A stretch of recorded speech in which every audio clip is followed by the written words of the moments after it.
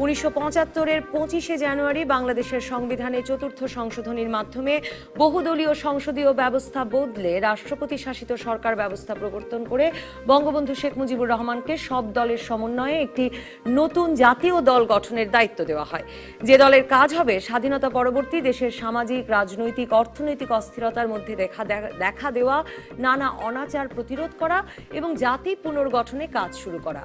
ওই বছর 26শে মার্চ বঙ্গবন্ধু সরোয়ার্দী উদ্যানে এক জনসভায় নতুন পদ্ধতির সরকারের লক্ষ্য ও রূপরেখা উপস্থাপন করেন। 7ই জুন বঙ্গবন্ধু দেশের সব রাজনৈতিক দল বিলুপ্ত করে জাতীয় দল গঠন করে নাম দেন বাংলাদেশ কৃষক শ্রমিক আওয়ামী লীগ বাকশাল। বঙ্গবন্ধুর বাকশালে বাধ্যতামূলক সমবায় ভিত্তিক সমাজ প্রণয়ন করে বলা হয়, প্রতিটি গ্রামের মানুষ এক হয়ে সরকারি উপকরণ ব্যবহার করে জমি চাষ করবে আর উৎপাদিত ফসল 3 ভাগ হয়ে যাবে জমির মালিক, চাষে নিয়োজিত শ্রমিক এবং সরকারের কাছে। বাকশালে সকল পেশাজীবী মানুষ ও রাজনীতিকরা যোগ দেওয়ার পর জাতীয় দলের সকলেই নির্বাচনী এলাকায় অথবা প্রেসিডেন্ট নির্বাচনে অংশ নিতে পারবেন আর নির্বাচিতদের 2/3 অনাস্থায় প্রেসিডেন্ট অপসারিত হবেন, এমন বিধান ছিল। বঙ্গবন্ধু বলতেন, তার এই দ্বিতীয় বিপ্লবে ক্ষমতার কেন্দ্রে থাকা 5% বদলে সংসদে প্রান্তিক 95% মানুষের প্রতিনিধিত্ব নিশ্চিত করা যাবে। যে বাকশালের জন্য অনেকেই বঙ্গবন্ধুকে সপরিবারে হত্যা জায়েজ করতে চান, সেই বাকশাল কার্যকর হওয়ার কথা ছিল 75-এর 1 সেপ্টেম্বর থেকে। আজ এত বছর পর বাংলাদেশের গণতন্ত্রের বিভক্তি আর পুঁজির প্রভাব ও চীন, রাশিয়া, কিউবার উদাহরণ সামনে রাখলে বাকশালকে ফ্যাসিবাদের অপর নাম হিসেবে ঢালাও দায়ী না করে বরং একটি বৈষম্যমুক্ত উন্নয়নমুখী সমাজ প্রতিষ্ঠায় এক রাষ্ট্রনায়কের স্বপ্ন হিসেবেও পাঠ করা যায় কি? কোন প্রেক্ষাপটে, কেন সেদিন বঙ্গবন্ধু সকল দল মতের, সামরিক বেসামরিক সব মানুষকে এক প্ল্যাটফর্মে এনে বাকশাল গঠন করেছিলেন? আজ আমরা রাজকাহনে তা শুনব বাকশাল গঠন প্রক্রিয়ার সাথে সরাসরি সম্পৃক্ত প্রত্যক্ষদর্শী 3 রাজনীতিকের মুখ থেকে। স্টুডিওতে আছেন সে সময়ের সাক্ষী 3 রাজনীতিবিদ, সাবেক তথ্য প্রতিমন্ত্রী অধ্যাপক ডক্টর আবু সাইদ, সিপিবির সভাপতি মুজাহিদুল ইসলাম সেলিম এবং জাতীয় পার্টি জেপির মহাসচিব শেখ শহীদুল ইসলাম। স্বাগত আপনাদের 3 জনকেই। আমি যদি শেখ শহীদুল ইসলাম আপনাকে দিয়ে শুরু করি, যে বাকশালের যে 5টি অঙ্গ সংগঠন ছিল তার অন্যতম জাতীয় ছাত্রলীগের সাধারণ সম্পাদক ছিলেন আপনি। আপনি যদি একটু বলা শুরু করতেন যে কোন প্রেক্ষিতে, কিভাবে এই বাকশালের ধারণা বঙ্গবন্ধুর মাথায় এলো? আপনারা কি কোনো আলোচনা শুনেছিলেন আগে, নাকি হঠাৎই বঙ্গবন্ধুর মাথায় এলো, বঙ্গবন্ধু সেটা চাপিয়ে দিলেন এবং আপনাদের সবাইকে সেই মানে একটি দলের অন্তর্ভুক্ত হয়ে পড়তে হলো? ধন্যবাদ আপনাকে। আজ এই 25শে জানুয়ারি জাতীয় সংসদে, যেমনটি আপনি বলছিলেন যে জাতীয় সংসদের চতুর্থ সংশোধনী মাধ্যমে সংবিধানের যে প্রভিশন সৃষ্টি করা হলো, তারই একটি প্রক্রিয়ার চূড়ান্ত রূপ হলো বাংলাদেশ কৃষক শ্রমিক আওয়ামী লীগ বা বাকশাল।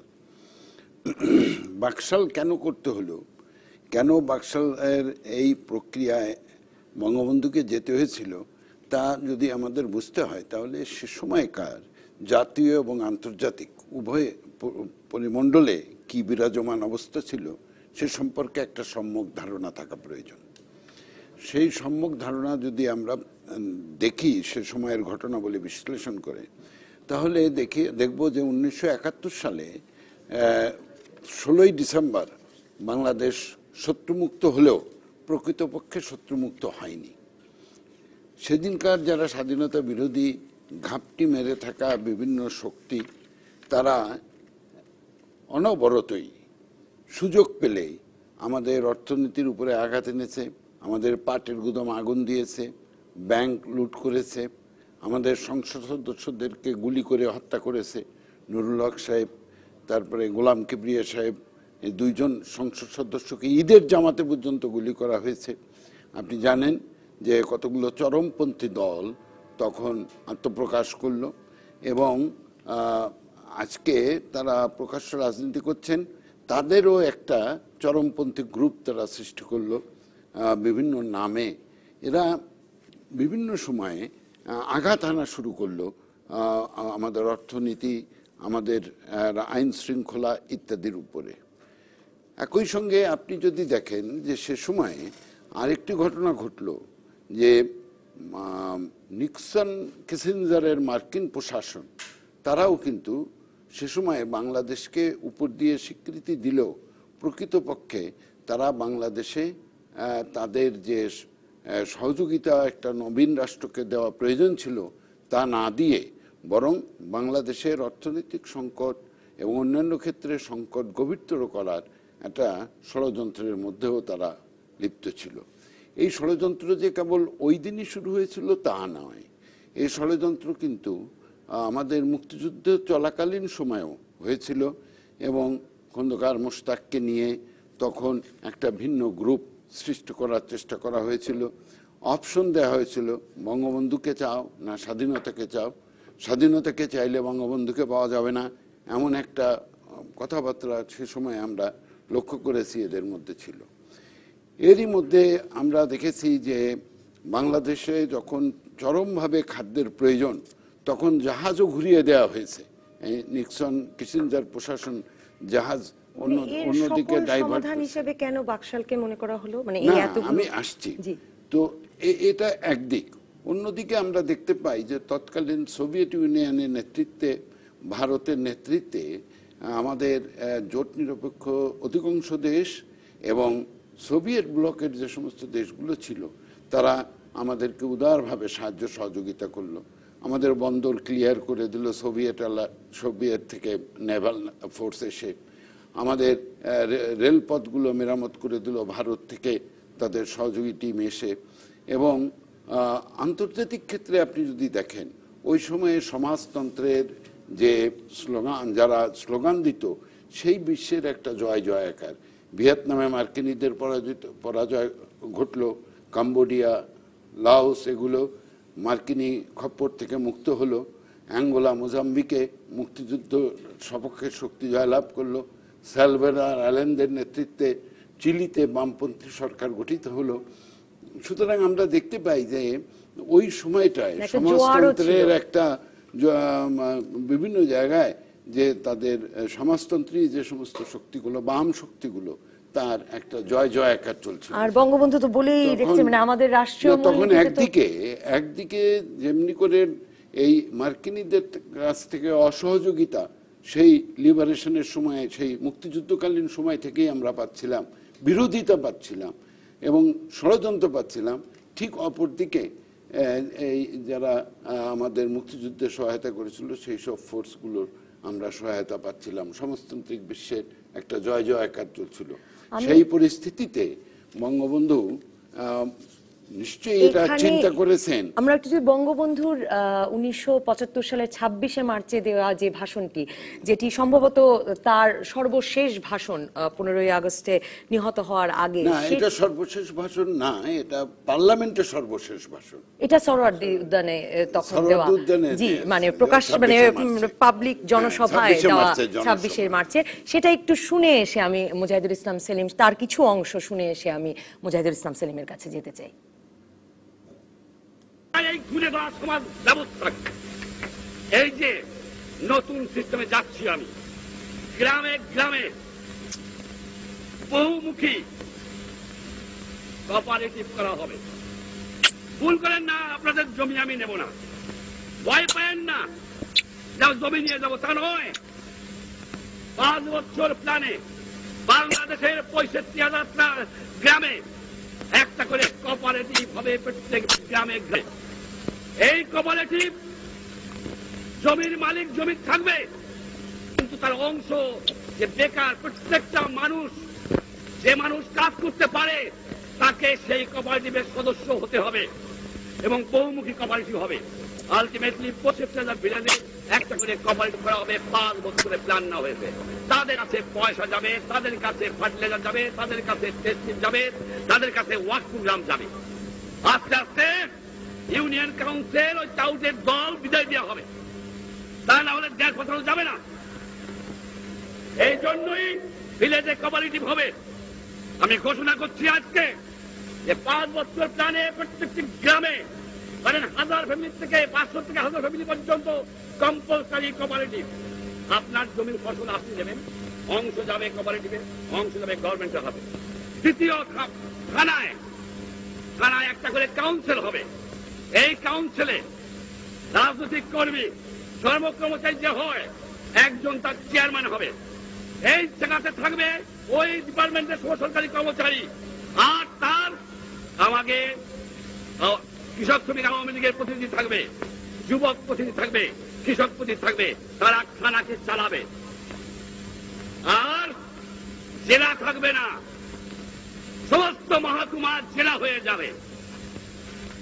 প্রত্যেকটা মহকুমাকে জেলা করব। সেই মহকুমায় একটা করে অ্যাডমিনিস্ট্রেটিভ কাউন্সিল হবে, তার একজন চেয়ারম্যান থাকবে, সব কর্মচারী একসঙ্গে তার মধ্যে থাকবে। এর মধ্যে পিপুল রিপ্রেজেন্টেটিভ থাকবে, পার্টি রিপ্রেজেন্টেটিভ থাকবে, তারা সেখানে সরকার চালাবে। এইভাবে একটা সিস্টেম আমি চিন্তা করেছি এবং করবো বলে ইনশাআল্লাহ আমি ঠিক করেছি। আমি আপনাদের সাহায্য সহানুভূতি চাই। আমার যুবক ভাইরা, আমি যে কোঅপারেটিভ করতে যাচ্ছি গ্রামে গ্রামে, এর উপর বাংলার মানুষের বাঁচা নির্ভর করবে। আপনাদের ফুল প্যান্টটাকে একটু হাফ প্যান্ট করতে হবে, একটু পায়জামা ছাড়িয়ে একটু লুঙ্গি পড়তে হবে। আর গ্রামে গ্রামে যেয়ে এই কোঅপারেটিভকে থাকার জন্য কাজ করতে হবে। যুবক চাই, ছাত্র চাই, সকলকেই চাই। আর একটা কথা বলতে চাই, বিচার বিচার বাংলাদেশের বিচার, ইংরেজ আমলের বিচার, আল্লাহর মর্জি। যদি সিভিল কোর্টে কেস পড়ে, সেই মামলা শেষ হতে লাগে 20 বছর। আমি যদি উকিল হই, আমার জামাইরে উকিল বানাইয়া কেসটা দিয়ে যাই, ও মামলার ফয়সালা হয় না। আর যদি ক্রিমিনাল কেস হয়, 4 বছর 3 বছর আগে শেষ হয় না। এই বিচার বিভাগকে নতুন করে এমন করতে হবে যে থানায় ট্রাইব্যুনাল করার চেষ্টা করছি আমরা, এবং সেখানে মানুষ একটা 1 বছর 1.5 বছরের মধ্যে বিচার পায়, তার বন্দোবস্ত করতেছি। আশা করি সেদিকেই হবে। মুজাহিদুল ইসলাম সেলিম, এটা তো মানে সমাজতান্ত্রিক বিপ্লবের ডাক, মানে বক্তৃতাটা শুনলে সেরকমই মনে হয় কিনা, মানে আপনি আরো ভালো বলতে পারবেন। দেখুন, প্রথমে আমি ধন্যবাদ জানাতে চাই যে অনেকদিন ধরে এটা আমার একটা প্রত্যাশা ছিল যে বাংলাদেশ কৃষক শ্রমিক আওয়ামী লীগ তথা বাকশাল সম্পর্কে এক লাইনে কতগুলো উচ্চারণ করার বাইরেও এটা বিস্তারিত কিছু, এটার ভেতরে যে গভীরভাবে এটাকে আলোচনা এবং বিশ্লেষণ করা প্রয়োজন। হয়তো সেটার কিছুটা সুযোগ এই অল্প সময়ের ভেতরে আমরা পাবো, আপনাদের কাছ থেকে শুনবো। সেটা যেই পটভূমিতে এটা করা হয় সেটার কতগুলো প্রসঙ্গ শেখ শহীদুল ইসলামের মুখ থেকে আমরা শুনলাম, এবং সবই সঠিক। এইখানে খালি যোগ করার বিষয় হলো, পাকিস্তান হানাদার বাহিনী পরাজিত হওয়ার সময় সব সেনাবাহিনীকে যেটা করতে হয় যে একটা কন্টিনজেন্সি প্ল্যান রাখতে হয়, যে যদি পরাজিত হই তাহলে আবার ফিরে আসার জন্য আমি কিভাবে অগ্রসর হব। এবং সেটাকেই তারা 16ই ডিসেম্বর 71 সালেই কিন্তু অন করে দিয়েছিল, এবং সেটা অগ্রসর হতে থাকে, এবং সেই আক্রমণটা আমাদের উপরে চলতে থাকে। এবং আমাদের ভেতরে পঞ্চম বাহিনী লুকিয়েছিল, কতগুলো গোপন সংগঠন ইত্যাদির কথা শেখ শহীদুল ইসলাম বললেন। সেইখানে গণবাহিনী যেটা গঠিত হয়েছিল, জাসদ নামে যে সংগঠনটা গঠিত হয়েছিল, তার ভূমিকাটাও সেই পরিপ্রেক্ষিতে আমাদের ব্যাখ্যা বিশ্লেষণ করা প্রয়োজন। এবং আওয়ামী লীগের অভ্যন্তরেও খন্দকার মুশতাক আমাদের মুক্তিযুদ্ধ চলাকালে ষড়যন্ত্র করেছিল যে মুজিবকে চাও না স্বাধীনতা চাও, এবং এই কথা বলে তিনি মুজিব ভক্ত সেজে পাকিস্তানের সঙ্গে একটা আপোষ করে কনফেডারেশনের প্রস্তাব নিয়ে মুভ করার জন্য কিন্তু অগ্রসর হয়েছিলেন। এবং সেই মুজিব দরদি খন্দকার মুশতাক পরবর্তীকালে ইতিহাস এই কথাই বলে যে তিনি কিন্তু ঘাতকের ভূমিকা পালন করেছিলেন। সুতরাং এই ধরনের চিন্তা এবং প্রবলভাবে দক্ষিণপন্থী প্রতিক্রিয়াশীল চিন্তা আওয়ামী লীগের ভেতরে ছিল। দ্বিতীয় আরেকটা আমাদের মনে রাখা দরকার, বঙ্গবন্ধুর একটা ভাষণ আপনারা শুনলেন, এছাড়াও অনেক ভাষণ আছে যে সবাই স্বাধীনতার পরে পায় সোনার খনি, আমি পেলাম চোরের খনি। তিনি বলেছিলেন পাশে এই বক্তৃতাতেও তিনি দুর্নীতি নিয়ে ভীষণভাবে, সেটা অন্য কনটেক্সট, আমি বক্তৃতা সবই পড়েছি, কিন্তু আমি যেগুলো পপুলার জায়গাটা, যে আমার কম্বল গেল কই, গাজী 7.5 কোটি কম্বল আসছে, তো আমারটা গেল কই, কম্বল চোরের এই বিষয়ে নানান সময়। আমি তখন ডাকসুর ভিপি ছিলাম, শেখ শহীদুল ইসলাম, আমরা একসঙ্গে ছাত্র আন্দোলন করেছি। তখন ছাত্রলীগ এবং ছাত্র ইউনিয়ন মিলে আমরা সব গ্রামে গ্রামে যে নিরক্ষরতা দূরীকরণ ব্রিগেড অভিযান শুরু করলাম। এবং ভুয়া রেশন কার্ড উদ্ধার অভিযান শুরু করলাম, এবং এই সব অভিযানের ভেতর কোন দিয়ে দেশ সময়টায়? গড়ার, এটা 73, 74 এই সময়টায় কিন্তু আমরা এই কাজগুলো করছি আর কি। এবং সেই জায়গাটায় আমরা পেরে উঠছি না, অবশেষে সেনাবাহিনী নামানো হলো যে এই দুর্নীতি দমন করার জন্য। কিছুদিন পরে আবার সেনাবাহিনী উইথড্র করা হলো, কারণ দেখা গেল যে সেনাবাহিনীর অভিযানে যেটা ধরা পড়ছে, আওয়ামী লীগের কর্মীরা বেশিরভাগ ধরা পড়ছে আর কি। একটা কথা আমি এখানে বলছি, এইটা আমি অন রেকর্ডই বলতে চাই, অনেকের একটা ধারণা যে বাকশালটা করা হয়েছিল সোভিয়েত ইউনিয়নের পরামর্শে এবং কমিউনিস্টদের পরামর্শে। এইটা সম্পূর্ণভাবে ভুল ধারণা। কমিউনিস্ট পার্টির পক্ষ থেকে মিটিং করে আমরা সিদ্ধান্ত নিয়েছিলাম যে বঙ্গবন্ধুকে যে এটা বোঝানোর চেষ্টা করেন যে সমাজতন্ত্র করতে হলে ওয়ান পার্টি সিস্টেম এসেনশিয়াল না, বরঞ্চ দলগুলো স্বাধীনভাবে থাকুক, তাদের ভেতরে ঐক্য গড়ে তোলেন এবং সেটাকে আরো কার্যকর করার দিকে নিয়ে যান। এই পার্টির সিদ্ধান্ত অনুযায়ী পার্টির নেতারা তার সঙ্গে আলোচনা করে এসেছিলেন। আমিও একবার বঙ্গবন্ধুকে জিজ্ঞেস করলাম যে আপনি সব দল এরকম বাদ দিতেছেন, কি ব্যাপারটা কি? এবং কেউ বিশ্বাস না করলে আমার কিছু করার নেই, বঙ্গবন্ধু আমাকে বললেন যে সেলিম, তুমি তো আওয়ামী লীগকে চিনো না, আমি আওয়ামী লীগকে চিনি, এইটা দিয়ে সমাজতন্ত্র হবে না, এই দলটাকে ভেঙে দিতে হবে। তো খালি আওয়ামী লীগকে একা তো ভাঙা যাবে না, সব দলকে ভেঙে দিয়ে আমি একটা জাতীয় পার্টি করব, এই সিদ্ধান্ত আমি নিয়ে ফেলছি। এবং খুব উৎসাহিত হয়ে উৎফুল্ল হয়ে তিনি এই কথাটা বললেন। এবং সেটা আমি উল্লেখ করলাম এই কারণে যে বঙ্গবন্ধুর বক্তৃতার ভেতরে আপনারা যে ভাষণ, যে চিন্তাটা দেখলেন, এইটার ভেতরে কিন্তু সেই ধারাটা প্রতিফলিত। মানে তখন আর দলকেও নিয়ন্ত্রণ করা যাচ্ছে না, দলকে নিয়ন্ত্রণ করা যাচ্ছে না। সুতরাং আমাদের প্রচলিত ধারণায় বহুদলীয় গণতন্ত্রের কাঠামোর ভেতরে যে দলীয় স্ট্রাকচারাল সিস্টেমটা থাকে, এইটার বাইরে এসে এই দেশে যদি আমরা পদক্ষেপ না নিই তাহলে জাতিকে ঐক্যবদ্ধ করে শত্রুকে মোকাবেলা করা যাবে না।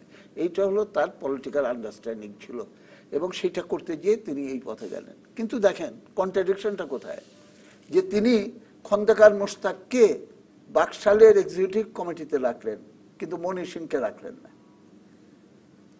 এবং আমি জিজ্ঞেস করেছিলাম আপনি মোশতাককে রাখলেন, বুঝে না, শয়তান, মাথায় বুদ্ধি, ওকে বগলের কাছে কাছে না রাখলে ও ষড়যন্ত্র করবে আর কি। কিন্তু বঙ্গবন্ধু সম্পর্কে আমি এটা খুবই শ্রদ্ধা করি আমি তাকে। তারপরে আমি বলতে চাই যে তিনি মানুষকে হয়তো অতিরিক্ত এত ভালোবাসতেন, এত বিশ্বাস করতেন যে মানুষের ভিতরে শ্রেণী বিভাজন তাকে যে কোন জায়গায় নিয়ে যায়, এবং নিজের মা বাবার গলায়ও ছুরি চালাতে যে আপত্তি করে না এই শ্রেণী স্বার্থের তাগিদে, সেইটা হলো ইতিহাসের শিক্ষা। বঙ্গবন্ধুর সবকিছু ছিল, উনি দেশপ্রেমিক এবং মানুষকে প্রচন্ডভাবে ভালোবাসতেন, কিন্তু শ্রেণী সংগ্রামের এই শিক্ষাটাকে তিনি হয়তো অতখানি গুরুত্ব দেন নাই, এবং নিজের নিরাপত্তার বিষয়েও অতখানি তিনি মনোযোগী ছিলেন না।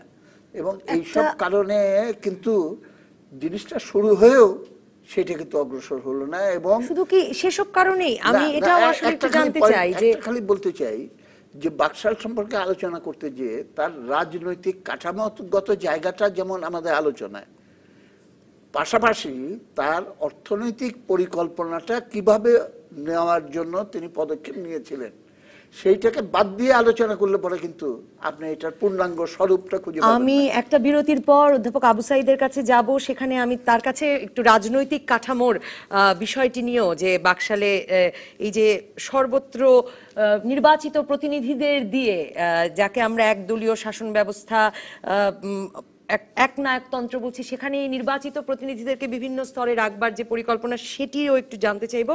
আর আমি আসবো মুজাহিদুল ইসলাম সেলিম আপনার কাছেও, যে কেন আপনারাও এই বাকশালে যোগ দিলেন, আপনারা ছাত্র ইউনিয়ন করতেন, কমিউনিস্ট পার্টি, এরা কেন যোগ দিল, এবং অর্থনৈতিক কাঠামোটা নিয়ে আমি আলাপ করবো আপনাদের দুজনের সাথে। দর্শক থাকুন রাজকাহনে। ফিরে এলাম রাজকাহনে। অধ্যাপক আবু সাঈদ, আপনি বাকশাল সরকারের পাবনা জেলা গভর্নর ছিলেন, রাজনৈতিক কাঠামোটি আলোচনা করা গুরুত্বপূর্ণ বলছিলেন মুজাহিদুল ইসলাম সেলিম। আমরা বঙ্গবন্ধুর বক্তৃতায়ও যে শুনলাম, সেখানেও মানে তিনি সবার কাছে আসলে প্রশাসনিক সুবিধা পৌঁছে দিতে মহকুমাগুলোকে জেলা করবার কথা বলছেন, এবং এরকম একটা কাঠামোকে ছিল আসলে, যে গ্রাম সমবায় পরিষদ, থানা পরিষদ, এরপরে জেলা পরিষদ, তারপরেই জাতীয় সরকার, এবং প্রতিটি স্তরেই আবার নির্বাচিত প্রতিনিধির কথা হচ্ছে। একটু যদি মানে বিস্তারিত বলতেন। দেখেন, বাকশাল নিয়ে খুব সহজ মন্তব্য অনেকে করে থাকেন যে জাতির পিতা বঙ্গবন্ধু শেখ মুজিব বাকশাল করে গণতন্ত্র হত্যা করেছেন। এই কথাটা স্বাধীনতা বিরোধী চক্র, যারা প্রগতিশীল না সাম্প্রদায়িক শক্তি, এরা ব্যাপকভাবে প্রচার করেছিল জাতির পিতাকে হত্যা করার পরপরই। এই জিনিসটা এখন পর্যন্ত বলতে গেলে জনমানুষে প্রতিষ্ঠিত হয়ে আছে। আজকে যে আপনারা এই আলোচনাটা করেছেন, আলোচনার সূত্রপাত করলেন, আমি চাইব আগামী দিনে এর কন্টিনিউশন যেন থাকে।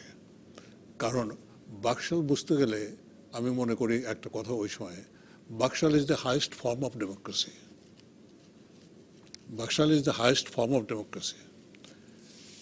একদল বা দ্বিদল বিষয় নয়, এখানে বহু লোক, জনগণের ভোটে বহু লোকের শাসন প্রতিষ্ঠিত হবে না অল্পাংশ যাদের টাকা আছে, যারা ধনী শোষক শ্রেণী, তাদের শাসন প্রতিষ্ঠিত হবে।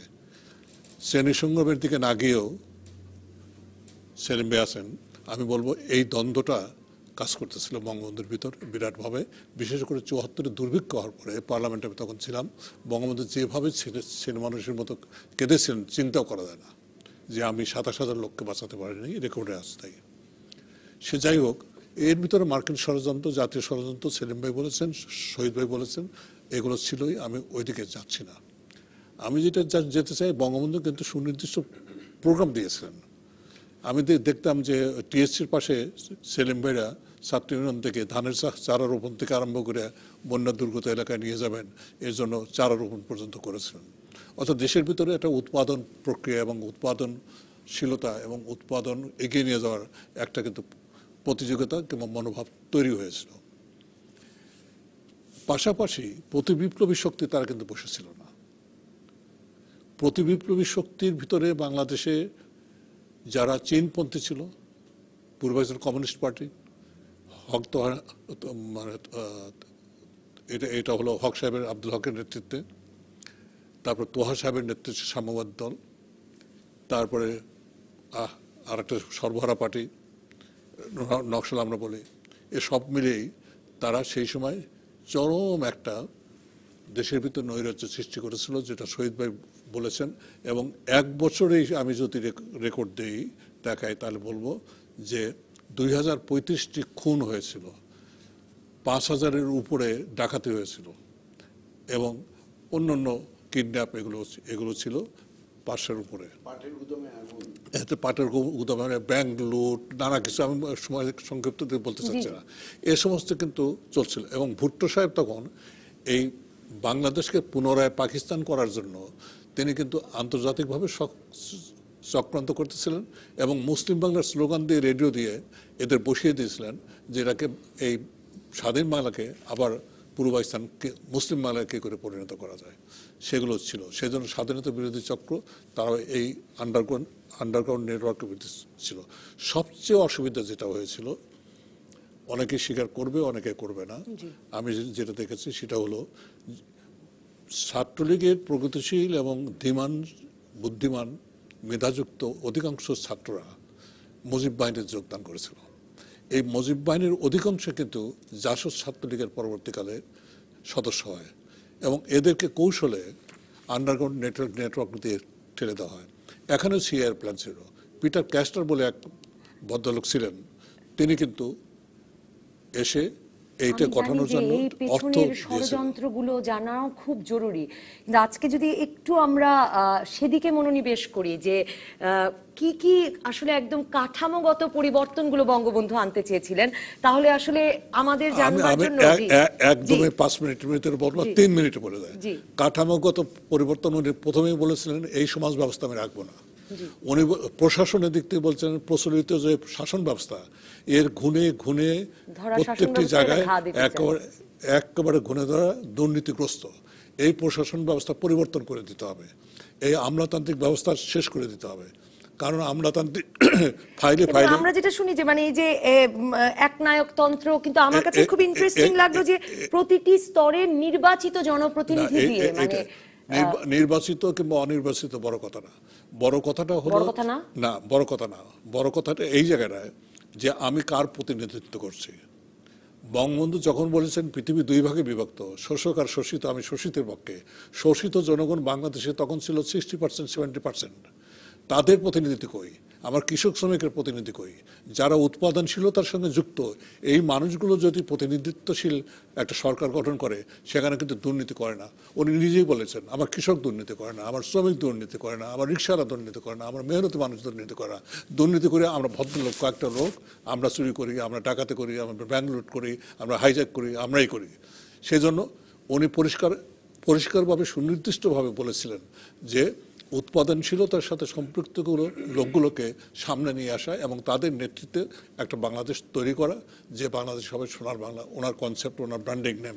আমি আসবো আপনার কাছে আবার। মুজাহিদুল ইসলাম সেলিম, রাজনৈতিক কাঠামোটি গুরুত্বপূর্ণ আপনি বলছিলেন। আমি বঙ্গবন্ধুর একটা সাক্ষাৎকার পড়ছিলাম এই বাকশাল নিয়ে, সেখানে তিনি বলছেন এই যে কথাটি অধ্যাপক আবু সাইদ বললেন যে আমি আসলে 95% মানুষের কাছে এই মানে রাষ্ট্র ক্ষমতা, রাজনীতির ক্ষমতা এগুলো পৌঁছে দিতে চাই, 5%-এর হাতে রাখতে চাই না। সেদিকে উনি আসলে কি ধরনের পরিবর্তন আনছিলেন মানে এই লক্ষ্যে? না, প্রথমে এটা একটু সংশোধন করে দেওয়ার দরকার। আমি বলছি যে রাজনৈতিক কাঠামোটা গুরুত্বপূর্ণ বটে, কিন্তু তার অর্থনৈতিক পরিকল্পনাটা নিয়ে কম আলোচনা হয়, সেটার উপরে আরো বেশি আলোচনা হওয়া প্রয়োজন বলে মনে করি। এখন রাজনৈতিক কাঠামোর জায়গাটা যদি বলেন, আমাদের দেশে পুঁজিবাদী ব্যবস্থার কাঠামোর ভেতরে যে গণতান্ত্রিক ধারাটা প্রচলিত, সেইটা হলো রাজনৈতিক দলকে ভিত্তি করে বহুদলীয় গণতান্ত্রিক ব্যবস্থা, এবং পার্লামেন্টারি কাঠামোর ভেতরে অধিকাংশ দেশে, আমেরিকা বাদে এরকম দুই একটা প্রেসিডেন্সিয়াল সিস্টেম আছে, সেই ভিত্তিতে জিনিসটা চলে। সেইখানে সমাজের ভেতরে এক ধরনের ডিভিশন অফ লেবার হয়ে যায়। একটা ছেলে পরিবারের, সে হলো রাজনীতি করে, একটা ছেলে খুব মেধাবী, সে সিএসপি অফিসার হয়ে আমলাতন্ত্রে যোগ দেয়, আর একটা ছেলে হয়তো একটু হৃষ্টপুষ্ট এবং সে যে মিলিটারিতে যোগ দেয়। তো এরকম কে কার চেয়ে প্রধান, এই ধরনের একটা বিভাজন সৃষ্টি হয়ে যায়। অন্যদিকে রাজনৈতিক দলগুলোর ভেতরেও কতগুলো অপ্রয়োজনে কতগুলো বিভাজন আমরা সেটা দেখতে পাই। কিন্তু আমাদের দেশে যেই বিশেষ পরিস্থিতিতে আমরা বিরাজমান ছিলাম, তখন দেশকে গড়ে তুলতে হলে পরে আমাদের সমস্ত শক্তিটাকে একত্রিত করা দরকার। যেমন মিলিটারি জেনারেলরাও, ইনক্লুডিং জিয়াউর রহমান, বাকশালের মেম্বার হওয়ার জন্য আবেদন করেছিলেন। কেন? এইটা দিয়ে কি আমরা বুঝতে পারি? যে এইটা একটা জাতীয় দল। আমাদের এখনকার নিয়মে কোনো মিলিটারি অফিসার কোনো রাজনৈতিক দলে যোগদান করতে পারে না। তাহলে বাকশালটাকে এখনকার চিন্তার ভিত্তিতে আমরা রাজনৈতিক দল হিসাবে কিন্তু আখ্যায়িত করতে পারি না। এইটা জাস্ট আমি একেবারে কংক্রিট একটা দৃষ্টান্ত দিয়ে বললাম। একটা প্ল্যাটফর্ম, যেই প্ল্যাটফর্মটা রাজনৈতিক দল না হয়েও বা একটা ভিন্ন ধরনের কাঠামো সৃষ্টি করার মাধ্যমে সমাজের সকল অংশের মানুষকে একত্রিত করে নিয়ে আসতে সক্ষম হবে, এইটা ছিল এইটার মূল ফিলসফি। কিন্তু সেই জায়গাটা কতটা সমীচীন ছিল বা না ছিল, সেইটা নিয়ে আলোচনা হতে পারে, তর্ক বিতর্ক মতের, হ্যাঁ, দেখারও সুযোগ হলো না। তবুও আমরা হয়তো এখন ইন রিট্রোস্পেক্ট যেটাকে বলে, আমরা হয়তো একটা ধারণাগত জায়গা থেকে এগুলো নিয়ে আমরা কিছু আলোচনা করতে পারি যে অন্য কোনো বিকল্প সেখানে ছিল কিনা। কেননা আপনি অর্থনৈতিক পরিকল্পনাটাকে প্রাধান্য দিয়ে রাজনৈতিক কাঠামোর পরিবর্তনটা মানুষের কাছে আগে পরিচিত করে সেটার পক্ষে জনমত গড়ে তুলে তারপরে না করে হঠাৎ করে এইভাবে করা, এইটা সঠিক ছিল কিনা, বিপ্লবের জন্য প্রস্তুত ছিল কিনা, সেই নিয়ে আলাপ হতে পারে।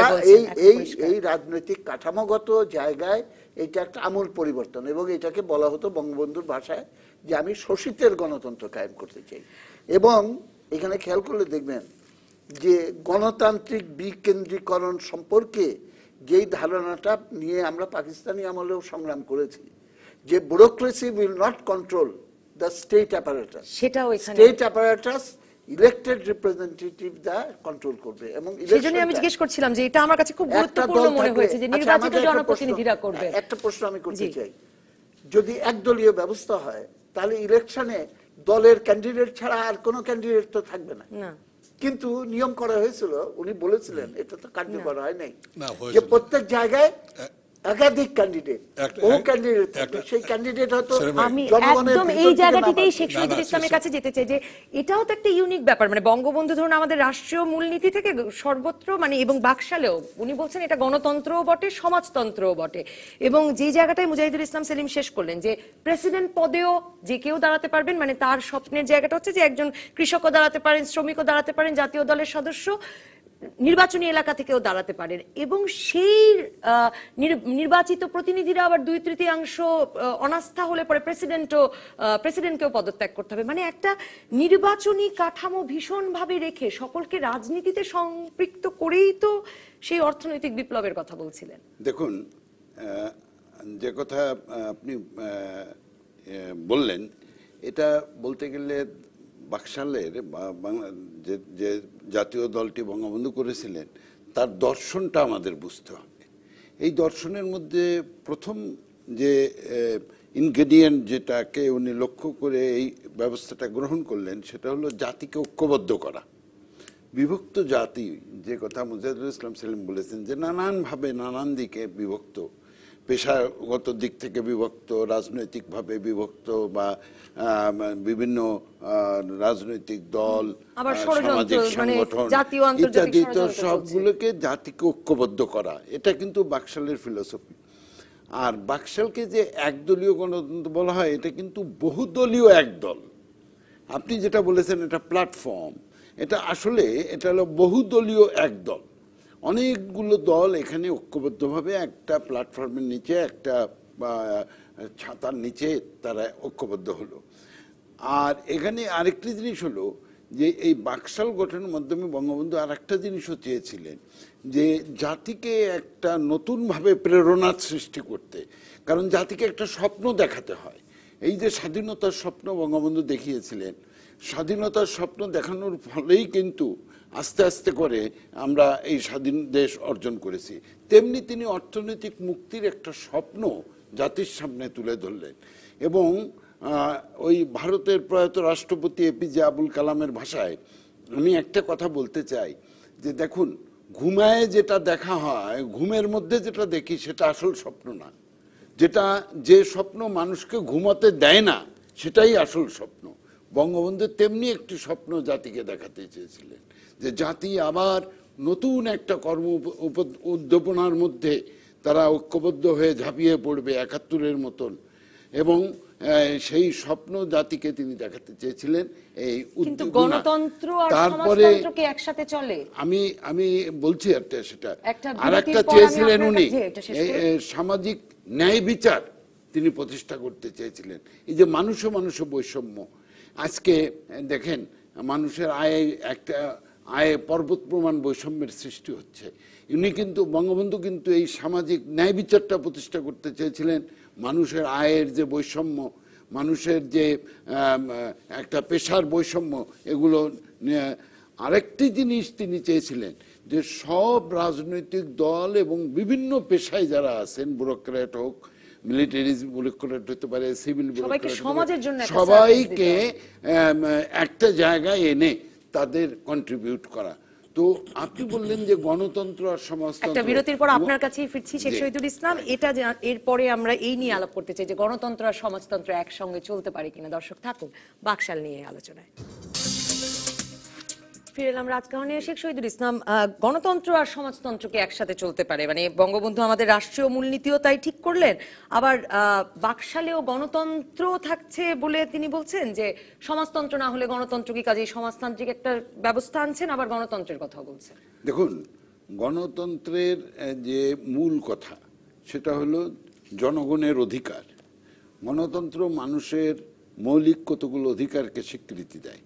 তার মধ্যে তার বাক স্বাধীনতা আছে, তার সংগঠন করার স্বাধীনতা আছে, তার সভা সমিতি করার স্বাধীনতা কই বাকশালে? না, আমি সেটাই বলছি।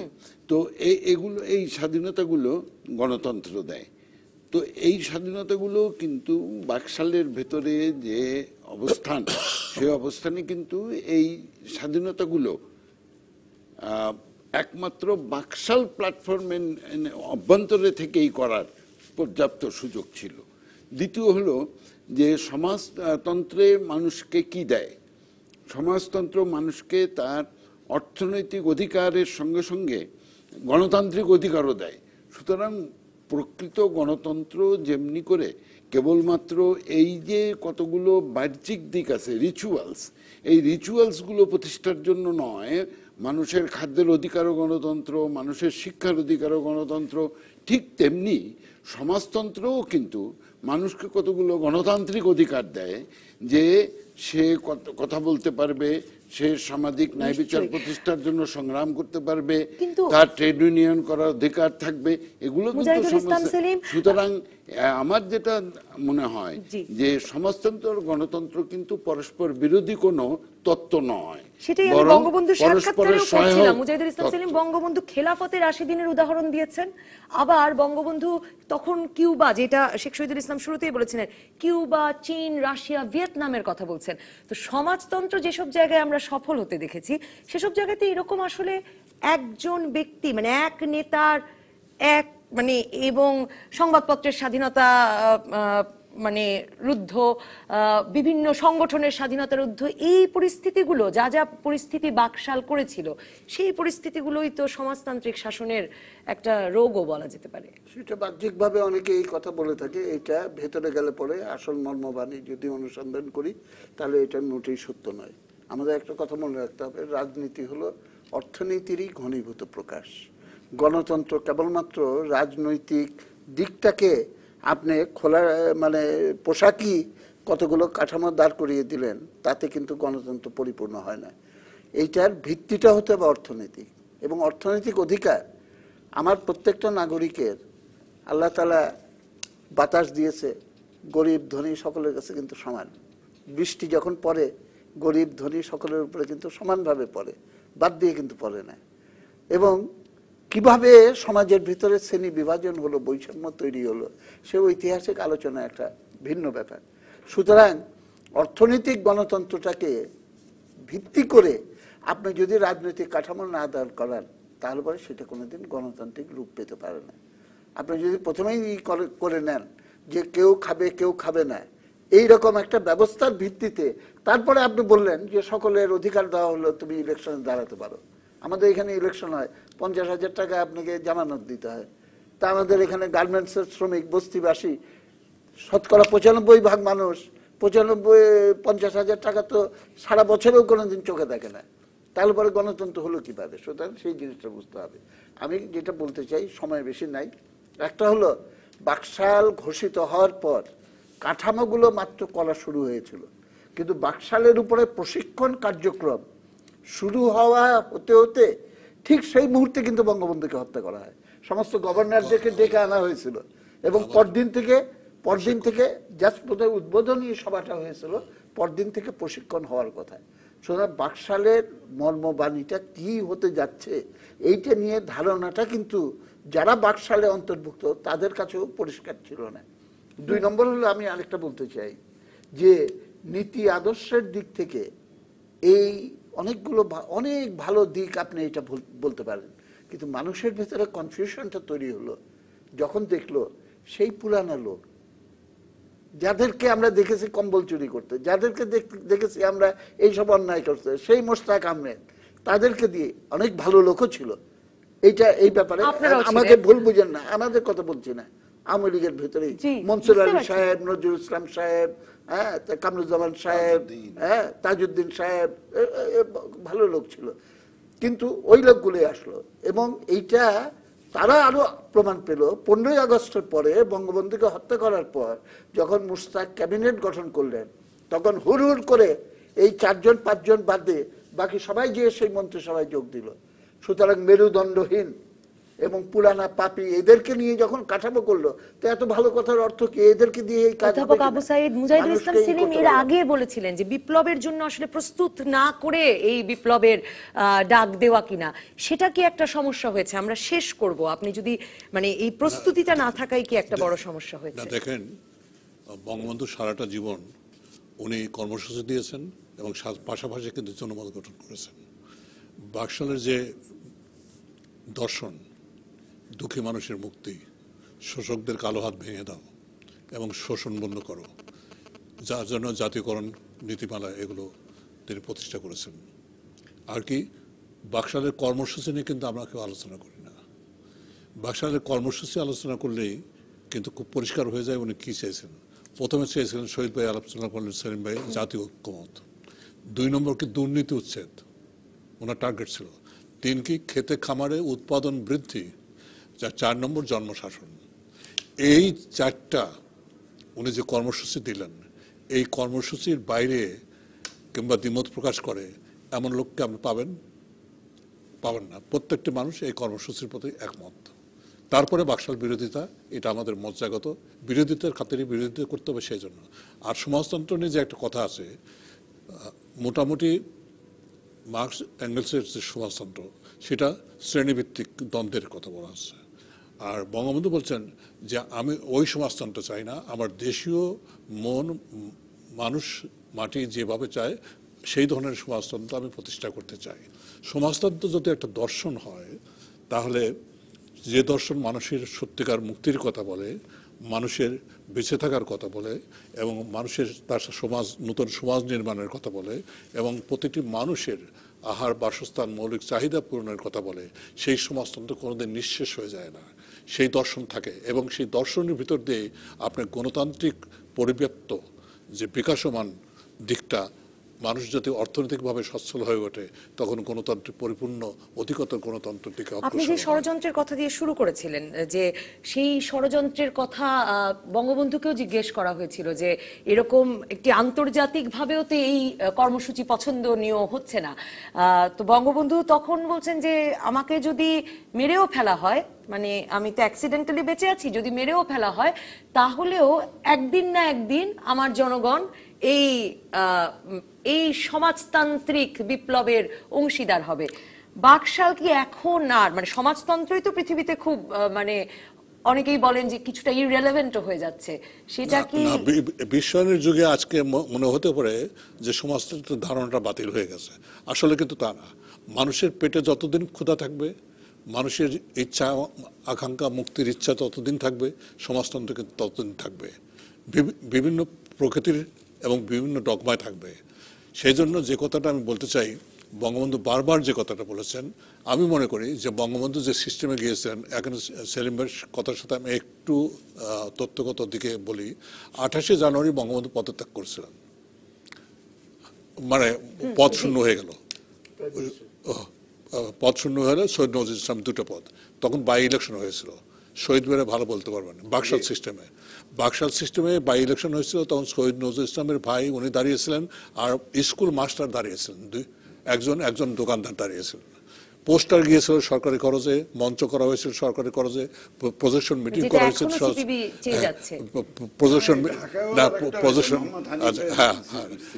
সেখানে কন্টেস্ট হয়নি আর কি, প্রজেকশন মিটিং এগুলো করা হয়েছিল।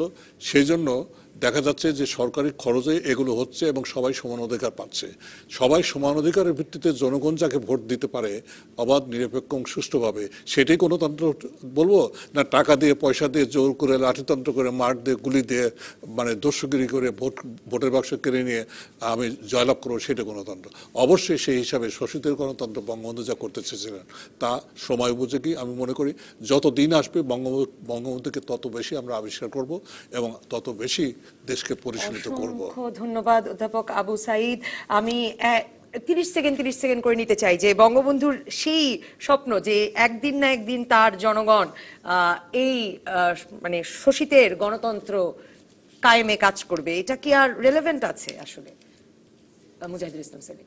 না, আমি তো মনে করি যে সবচেয়ে রেলেভেন্ট হলো এখনো পর্যন্ত এবং বহুদিন পর্যন্ত থাকবে, সেটা হলো মুক্তিযুদ্ধের চেতনা ধারা তথা 4 রাষ্ট্রীয় মূলনীতি: গণতন্ত্র, ধর্মনিরপেক্ষতা, জাতীয়তাবাদ এবং সমাজতন্ত্র। সেইটা কোন পদ্ধতিতে, কোন পথ, কে বললো পেটে ভাত আছে? আমার সঙ্গে চলেন। ভাতের প্রয়োজনীয়তা সেইটা সমাজের বিকাশের সঙ্গে সঙ্গে এটা রূপান্তরিত হয় এবং আজকে হকারদেরকে থেকে উচ্ছেদ করা হচ্ছে। খালি 4 লক্ষ হকার না, তাদের কাছ থেকে যে 1.5 কোটি মানুষ অল্প দামে 100 টাকায় একটা জামা কিনতো, এখন তারা তো সেখান থেকে কিনতে পারবে না। তাদের এখন হলো এয়ার কন্ডিশন শপিং মলে যে 100 টাকার জিনিস 500 টাকায় কিনতে হবে। এইগুলো সো মেনি কোশ্চেন, সেই বিতর্কে আমি যাচ্ছি না। আমি বলতে চাই যে মুক্তিযুদ্ধের চেতনাকে অগ্রসর করার জন্য একটা বিশেষ মুহূর্তে বঙ্গবন্ধু একটা পথ নিয়েছিলেন, আমাদেরকে যে হুবহু একই পথ অনুসরণ করতে হবে সেরকম না, কিন্তু সেটার কতগুলো নির্যাস শিক্ষণীয় সেইটা আমাদেরকে ধারণ করে আমাদের পথ উদ্ভাবন করতে হবে। কিন্তু মানে এই পয়েন্ট হলো, নিচের পয়েন্টটা হলো যে মুক্তিযুদ্ধের চেতনা ধারাকে সমসাময়িক প্রেক্ষিতে কিভাবে আমি বাস্তবায়ন করতে পারবো সেই লক্ষ্যে আমাদের অগ্রসর। শেখ শহীদুল ইসলাম, সেই দায়িত্ব আছেই। দেখুন, প্রত্যেকটা মতবাদ বা চিন্তাধারার এই বিশ্বে যখনই প্রতিষ্ঠিত হয় বা আসে, তখনই কিন্তু তার জয় পরাজয় প্রত্যেকটা একটা গ্রাফ সবসময় মেনে চলে। এক সময় ছিল যখন সমাজতান্ত্রিক মতবাদ, যেটা আমি বলেছি যে 70-এর দশকে 80-র দশকে সমাজতান্ত্রিক মতবাদের একটা জয় জয়কার চলছিল, তার কিছুদিন পরে এই যে পুঁজিবাদী ধ্যান ধারণা, ওপেন মার্কেট ইকোনমি যেটা এখন চলছিল, এটারও একটা কিন্তু জয় জয়কারের সময়, এবং সমস্ত রাষ্ট্র দেখা গেল এমনকি সোভিয়েত ইউনিয়ন ভেঙে গেল, পূর্ব ইউরোপীয় সমাজতান্ত্রিক দেশগুলো সব পুঁজিবাদী পথে মুক্ত অর্থনীতির পক্ষে যাচ্ছে, এবং আমরা দেখলাম যে অনেক ক্ষেত্রেই এই রিভার্স পথে তারা অগ্রসর হলো। কিন্তু আবার আজকে দেখা গেল যে পশ্চিমা বিশ্বেই পুঁজিবাদের বা ওপেন মার্কেট ইকোনমির একটা সংকট, ইকোনমিতে মন্দার সৃষ্টি হয়েছে, রিসেশনের সৃষ্টি হয়েছে, গ্রোথ রেট মাইনাস হয়ে গেছে, বেল আউটের দরকার হচ্ছে। গতবার ইউরোপে গ্রিস, ইটালি, পর্তুগাল বিভিন্ন দেশে বেল আউটের দরকার। সুতরাং আমরা যে কথা বলতে চাই, আমি যে কথা বলতে চাই, যে গণতন্ত্রই বলুন আর সমাজতন্ত্রই বলুন, মানুষের কল্যাণ, জনগণের কল্যাণ, জনগণের অধিকার, এগুলো যেখানে থাকবে সেটাই গণতন্ত্র, সেটাই সমাজতন্ত্র। অসংখ্য ধন্যবাদ শেখ শহীদুল ইসলাম, মুজাহিদুল ইসলাম সেলিম এবং অধ্যাপক আবু সাঈদ। নিশ্চয়ই এই বিষয়গুলো নিয়ে আমাদের আরো আলোচনা